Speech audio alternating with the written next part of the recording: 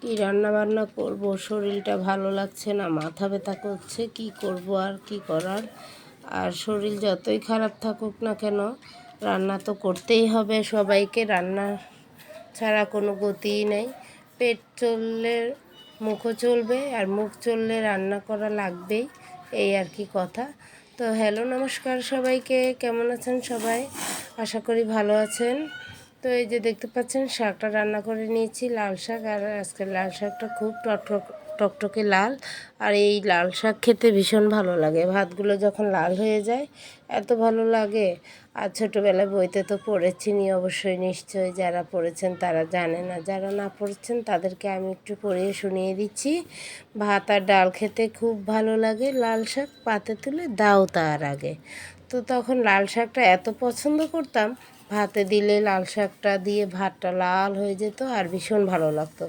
তো যাক গিয়ে এসব কথা বলে এখন লাভ নেই, ভাত এখনও লালই হয়, লাল শাক এখনও লালই আছে, সবুজ আর হয় নাই।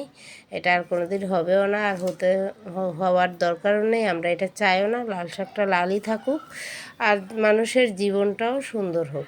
তো সব মিলিয়ে আর কি বল, এইগুলো ফাও পেঁচাল পেরে কোনো লাভ নেই। এখন চিংড়ি মাছ বোনা করেছি। আর এইখানে দেখুন না, সালাদের জন্য শশা কেটেছিলাম, শশা রয়ে গেছে, খাওয়া হয়নি। তো কয় টুকরা শশা, কয় টুকরা টমেটো আর একটা মাঝারি সাইজের আলু দিয়ে আমি এই যে চিংড়ি মাছের বোনাটা করে ফেললাম। পাশের কড়াই চুলোতে দিয়ে দিলাম, কড়াইতে ঢেলে। তো ভাবছেন যে বেটি কত কিপটা, আসলে কিপটা না, এখনকার বাজারে কোনো কিছুই ফেলা যায় না। মানুষ পটলের খোসা খায়, আলুর খোসা খায়, মানুষ শশার খোসা খায়, মানুষ লাউর খোসা খায়। তো কেন রে ভাই শশাগুলো ফেলবো কেন, টমেটোগুলো ফেলবো কেন? এগুলো তো টাকা দিয়ে কেনাই, খেলে খাওয়া হতো, খাইনি বিধায় রয়ে গেছে। তো তার জন্য আমি তরকারি বানিয়ে নিয়েছি। আর শশা দিয়ে চিংড়ি মাছ কতটা ভালো লাগে এটা যারা খেয়েছে তারা অবশ্যই বুঝবে।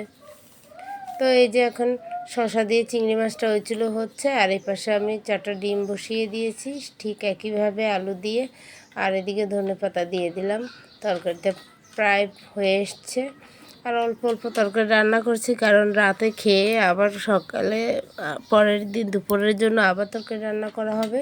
তো এই যে দেখতে পাচ্ছেন ডিমের বোনাটাও হয়ে গেছে। এখন ডিমের বোনাটার মধ্যে ধনেপাতা দিয়ে দিয়েছি, এখন নামিয়ে নেব।